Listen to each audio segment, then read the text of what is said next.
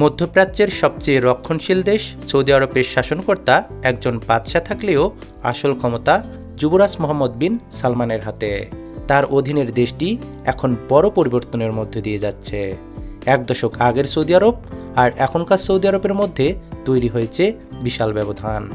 বিনোদন ও ছুটি কাটানোর সব ব্যবস্থা নিশ্চিত করে জমজমাট কর্মকাণ্ড চালাচ্ছে সৌদি আরব।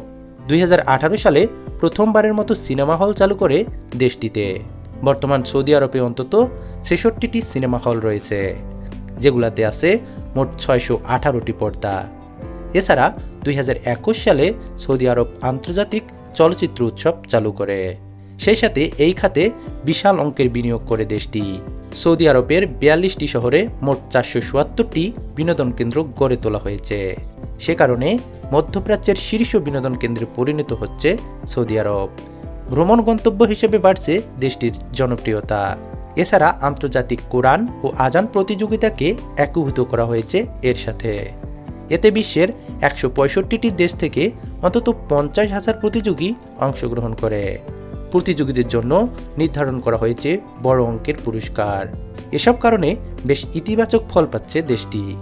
দেশটিতে নারী শিক্ষার উল্লেখযোগ্য অগ্রগতি হয়েছে, ফলে কর্মক্ষেত্রে বাড়ছে নারীদের অংশগ্রহণ।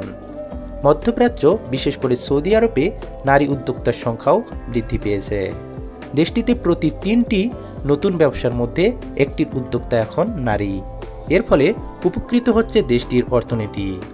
এছাড়া আগের দৃষ্টিতে নারীদের গাড়ি চালানোর অধিকার না থাকলেও 2018 সাল থেকে নারীদের গাড়ির লাইসেন্স দেওয়া শুরু করেছে সৌদি সরকার। তবে সবচেয়ে বড় পরিবর্তন এসেছে সৌদি সমাজে। দেশটির নাগরিকদের গড় বয়স 31 বছর, অর্থাৎ সৌদি সমাজ এখন বেশ তরুণ। এই তরুণ সৌদি সমাজ মোহাম্মদ বিন সালমানের আনা পরিবর্তন বেশ উপভোগ করছে। আমেরিকা আর চীনের সাথেও তাল মিলিয়ে সম্পর্ক টিকিয়ে রেখেছে সৌদি আরব। দেশটির তেলের সবচেয়ে বড় ক্রেতা এখন চীন। আমেরিকার সাথে আরও বেশি প্রতিরক্ষা সহযোগিতায় জড়িয়ে আছে সৌদি আরব। আঞ্চলিক শেয়ার বাজারগুলোর তুলনায় সৌদি আরবের শেয়ার বাজার বলা যায় টিম করেই চলছিল। কিন্তু গত 10 বছরে সৌদি শেয়ার বাজার 50 বছরের অগ্রগতি অর্জন করেছে। একই সাথে দেশটিতে দ্রুতই বড় হচ্ছে বন্ড বাজার। সৌদি আরবের কিছু নতুন কোম্পানির শেয়ারের দাম 85% থেকে 2 গুণ পর্যন্ত বেড়েছে। তেলের ব্যবসা করে নাই এমন প্রতিষ্ঠান এখন সৌদি অর্থনীতির বড় খেলোয়াড়। বিনিয়োগকারীদের জন্য সৌদি আরব এখন আকর্ষণীয় গন্তব্যস্থলে পরিণত হয়েছে। দেশটিতে বিনিয়োগ করলে অন্তত 2 অঙ্কের প্রবৃদ্ধি অর্জন করতে পারছেন বিনিয়োগকারীরা। মূলত সৌদি আরব বিশ্বের সবচেয়ে বড় তেল রপ্তানিকারক দেশ। কিন্তু পুরো বিশ্ব যেহেতু কার্বনহীন জ্বালানির দিকে যাচ্ছে, তাই সৌদি রাজপরিবার জানে যে তেল বহির্ভূত আয় আগামী দিনে গুরুত্বপূর্ণ হয়ে দাঁড়াবে। সে কারণে তারা দেশ ও বিদেশে বিপুল বিনিয়োগ করছে। তাদের লক্ষ্য ভিশন 2030-এর আওতায় তেল বহির্ভূত রপ্তানি জিডিপির 50% উন্নীত করা। তার এই অংশ হিসেবে দেশটিতে এসব পরিবর্তন এনেছেন 38 বছর বয়সী যুবরাজ এবং দেশটির প্রধানমন্ত্রী মোহাম্মদ বিন সালমান। তবে সৌদি আরবকে এখনই পুরোপুরি স্থিতিশীল বলা যায় না। মোহাম্মদ বিন সালমান দেশকে যেভাবে আধুনিক করতে চাইছেন, তাতে হিতের বিপরীতও ঘটতে পারে। দেশটির 35 বছরের কম বয়সীরা বিন সালমানকে ভালোবাসলেও 35 বছরের বেশি বয়সীরা তাকে রীতিমতো অন্য চোখে দেখে।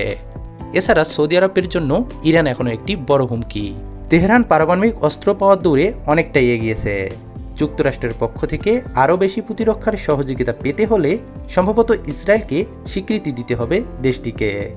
কিন্তু বর্তমান পরিস্থিতিতে মোহাম্মদ বিন সালমানের পক্ষে তা কোনোভাবেই সম্ভব নয়।